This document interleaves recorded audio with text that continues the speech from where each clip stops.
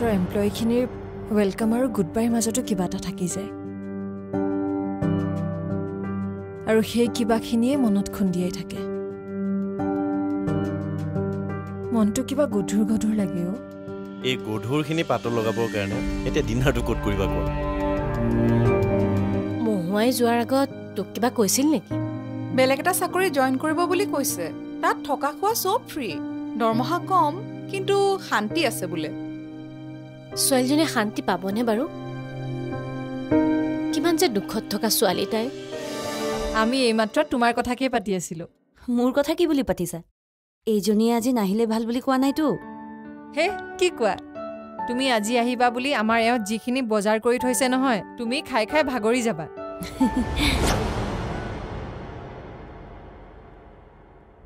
30 বছৰ বহু পৰিশ্ৰম কৰি মেজৰে এই আশ্ৰয় নিকেতনখন গঢ়ি তুলিছে তাতে এখন হাস্পাতাল এখন স্কুলো আছে অসম আৰু মেঘালয় সীমান্তৰ পাছপৰা এখন ঠাইত এনেকুৱা এটা অনুষ্ঠান গঢ়ি তোলাটো বৰ এটা সহজ কথা নহয় আমি নজনাকৈ এনেকুৱা পিছপৰা ঠাই আছে যোনবোৰত বিৰাট ভাল ভাল কাম হৈ থাকে তুমি এটা কথা কোৱাচোন মোক তালৈ যোৱা তোমাৰ প্ৰধান আকৰ্ষণটো কি নিকেতনখন নে মেজৰ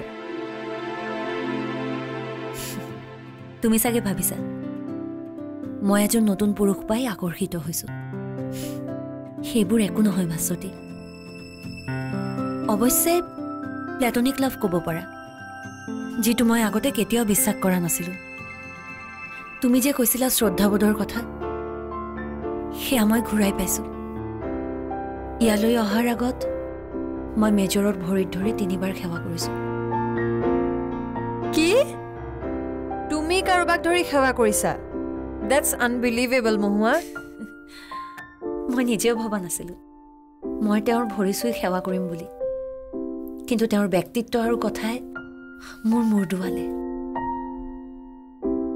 হাতখন আপোনা আপুনিয়ে তেওঁৰ ভৰিৰ ফালে গুচি গ'ল এতিয়া তোমাৰ সম্ৰাট চেনেলৰ কি হ'ব তুমিতো কৈছিলা তেওঁ নিজৰ ৱাইফক ডিভৰ্চ দি তোমাৰ লগত বিয়া হ'বলৈ সাজু মই জানো সম্ৰাটে মোৰ সিদ্ধান্ত কেতিয়াও মানি নলয় কিন্তু মই সম্ৰাটৰ চিন্তা নকৰো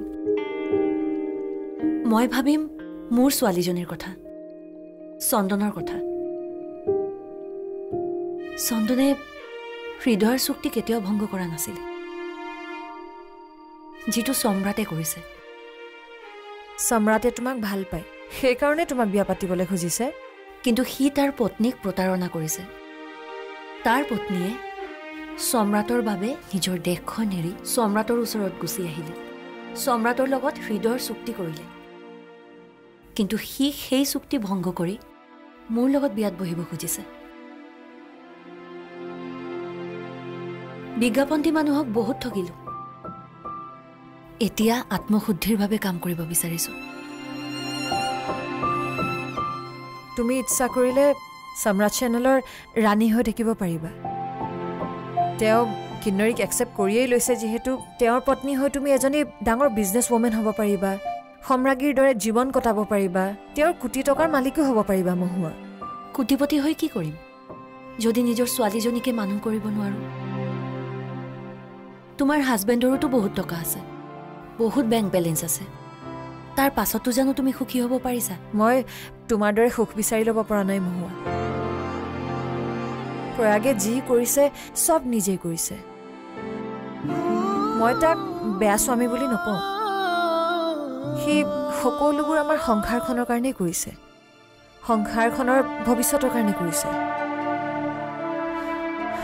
কিন্তু আমাৰ ভৱিষ্যতটো কি কিহৰ ওপৰত আশা কৰি আমি আমাৰ ভৱিষ্যত পৰিকল্পনা কৰিব পাৰো তাৰ মানে তুমি ক'ব খুজিছা তোমাৰ এটা সন্তান জন্ম হ'লে তোমাৰ ভৱিষ্যতটো ভাল হৈ যাব মই যে মাক হ'ব বিচাৰো সেই কথা প্ৰয়াগে কিয় বুজি নাপায় তুমি সন্তান জন্ম নিদিয়াকৈতো তুমি মাক হ'ব পাৰিবা ভাস্বতী কেনেকৈ সাৰোগেছি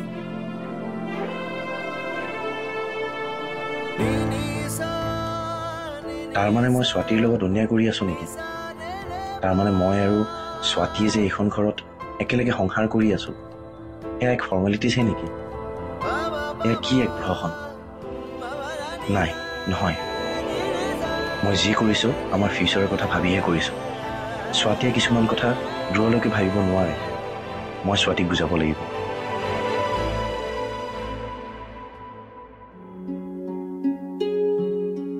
এয়া লোৱা এই আকৌ এইবোৰ কি আনিছা মই একেবাৰে নাখাওঁ দেই লাঞ্চত যিমান খুৱাইছা মোৰ পেট ফুল বাকী যিখিনি খাইছা এই জুচটোৱে হজম কৰাই দিব লোৱা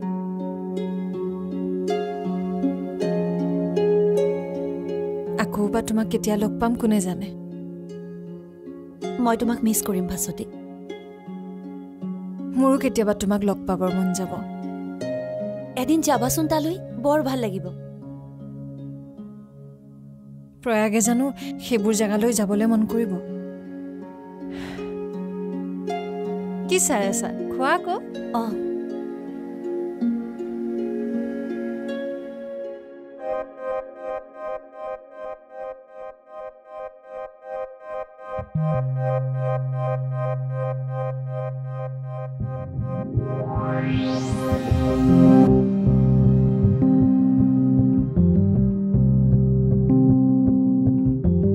ক'ত আছা বিদ্যুৎ আচ্ছা বাহিৰত গাড়ী চাড়ী চলিছে ন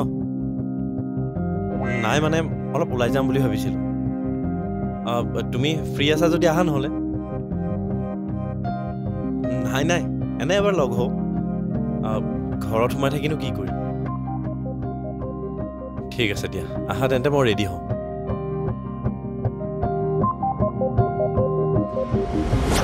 মই সকলোবোৰ সহ্য কৰি চাকৰিটো কৰি থাকিবৰ বাবে বাধ্য নহয় মই কিন্তু তোমাৰ দৰে মানুহ এই জগতখনত প্ৰয়োজন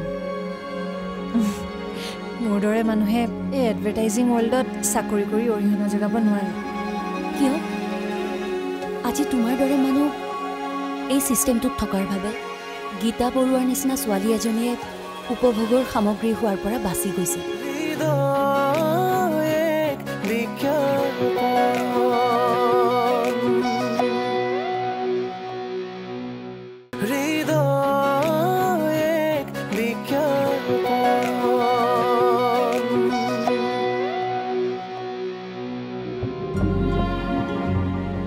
মোৰ যে কিবা চাকৰি তাকৰি কৰি থাকিবৰ মন নোযোৱা হৈছে জানা বিজ্ঞাপন জগতত যেন মূল্যবোধৰ বঞ্চনা চলিছে মেজৰে মোক কৈছে এডভাৰটাইজিঙত কেৱল পুঁজিপাতিৰ স্বাৰ্থ থাকে বিশেষকৈ প্ৰতিটো এডভাৰটাইজমেণ্টতে নাৰীৰ শৰীৰক প্ৰদৰ্শন কৰা হয় মই জানো ভাস্বতী তুমি বহুত মানসিক সংঘাতৰ মাজত কাম কৰি আছা তথাপিও তোমাক এডভাইচ কৰিম চাকৰিটো নেৰিবা মই সকলোবোৰ সহ্য কৰি চাকৰিটো কৰি থাকিবৰ বাবে বাধ্য নহয় মই কিন্তু তোমাৰ দৰে মানুহ এই জগতখনত প্ৰয়োজন মোৰ দৰে মানুহে এই এডভাৰটাইজিং ৱৰ্ল্ডত চাকৰি কৰি অৰিহণা যোগাব নোৱাৰে কিয় আজি তোমাৰ দৰে মানুহ এই ছিষ্টেমটোত থকাৰ বাবে গীতা বৰুৱাৰ নিচিনা ছোৱালী এজনীয়ে উপভোগৰ সামগ্ৰী হোৱাৰ পৰা বাচি গৈছে চিন্ময়ৰ দৰে নিজকে শেষ কৰি দিব বিচৰা ল'ৰা এটাক তুমি জানো আকৌ ছবিৰ জগতখনত ঘূৰাই আনিব পৰা নাই আৰু এই কামবোৰে তোমাক জানো আত্মসন্তুষ্টি দিয়া নাই তুমিয়ে কোৱাচোন এই আত্মসন্তুষ্টিবোৰৰ বাবে কামবোৰ কৰি থাকাচোন স্বাৰ্থহীনভাৱে কাৰোবাৰ কাৰণে কাম কৰিলে আনন্দ পোৱা যায় শ্ৰদ্ধাবোধৰ জন্ম হয় মই মোৰ শ্ৰদ্ধাবোধ ঘূৰাই পাইছো তুমি কোৱাৰ দৰে ৰাণু মাহীৰ অবিনাশ ভট্টাচাৰ্যৰ প্ৰতি থকা শ্ৰদ্ধাবোধ তোমাৰ আইতাৰ ককাৰ প্ৰতি থকা শ্ৰদ্ধাবোধ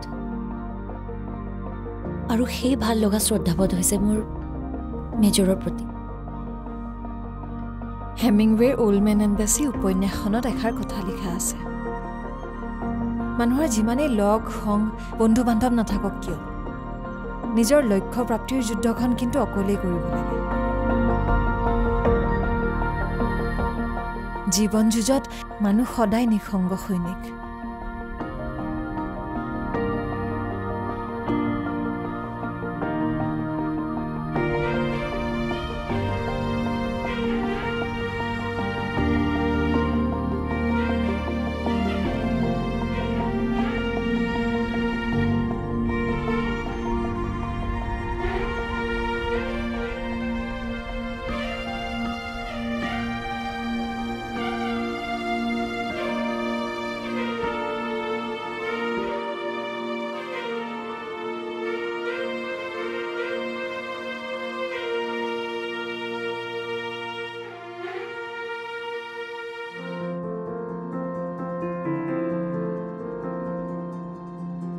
কি হ'ল ভাস্বতী?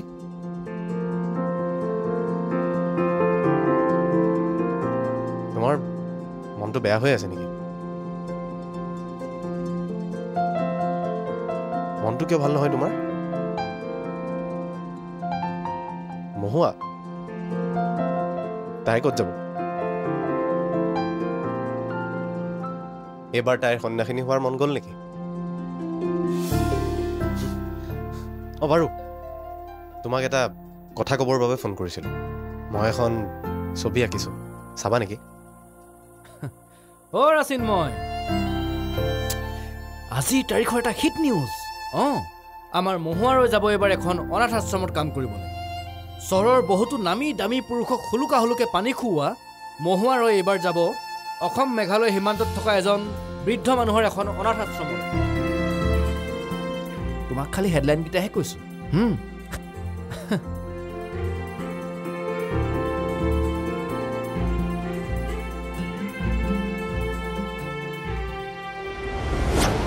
নিজৰ মানুহজন নাথাকিলে কিমান কষ্ট হয় সেয়া মই মহুৱাৰ পৰা গম পাইছোঁ। স্বাতী, মই বাৰু মেণ্টেলি তোমাৰ লগত আছোনে? এনেকুৱা প্ৰশ্ন কিয় সুধিছা? এই প্ৰশ্নটো আজি মোৰ মনলৈ আহিছে। মহুৱাৰ লগত তুমি যেতিয়া মিলা মিছা কৰিছিলা, মোৰ সঁচাকৈ ভাল লগা নাছিল। কিন্তু আজি মই ফিল কৰিছোঁ মহুৱা সঁচাকৈ বহুত বেলেগ ধৰণৰ ছোৱালী।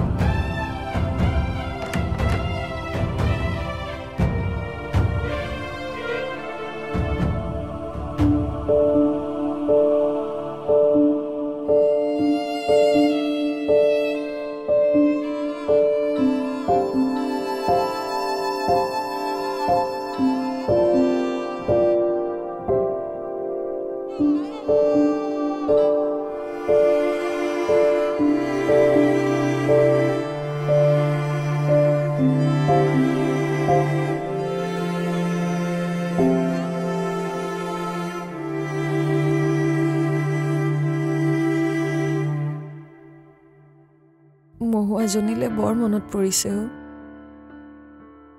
জীৱনটোৰ দৌৰা দৌৰিত তাই এখন ভিতৰুৱা ঠাইলৈ জিৰাবৰ বাবে গুচি গৈছে।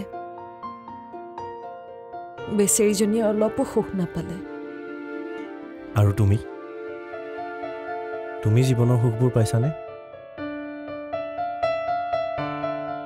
তোমাক মই সুখ দিব পৰা নাই ন স্বাতী?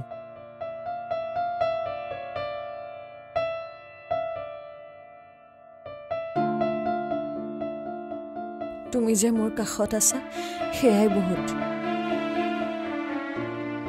নিজৰ মানুহজন নাথাকিলে কিমান কষ্ট হয় সেয়া মই মহুৱাৰ পৰা গম পাইছোঁ।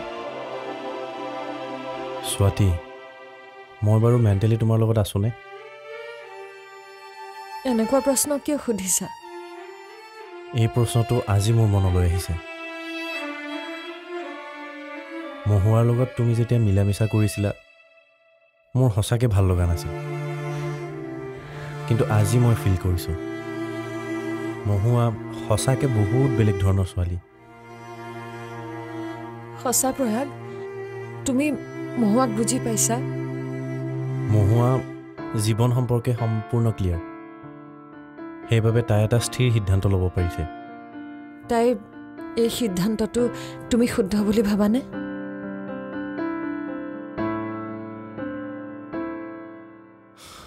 আমিও এটা স্থিৰ সিদ্ধান্ত ল'বৰ হ'ল স্বাতী। কি সিদ্ধান্ত? ভাবিব লাগিব। তোমাক মই হামিংৱেৰ সেই নিঃসংগ সৈনিকজন হ'ব দিব নোৱাৰোঁ। জীৱনৰ লক্ষ্যপ্ৰাপ্তিৰ যুঁজখনত মই সদায় তোমাৰ লগত থাকিম। তোমাক অকলে কেতিয়াও নেৰোঁ। কাইলৈ মই মোৰ সিদ্ধান্ত তোমাক জনাম। কিন্তু সিদ্ধান্তটো কি সেইটো কোৱা।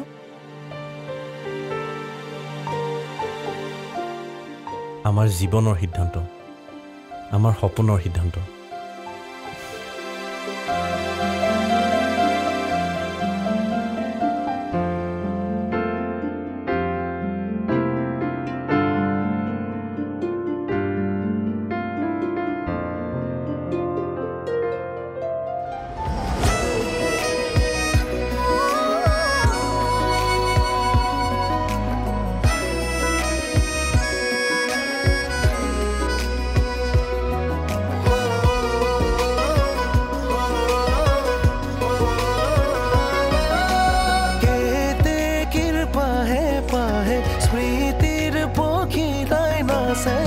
আঙুলিৰ ফাকে ফাকে সময় বাগৰে জীৱন জয়ৰ দুৰন্ত অভিযান নিজৰ লগতে নিজৰে অভিমান জীৱনৰ পাততে লিখো আবেদন হৃদয় এক বিজ্ঞান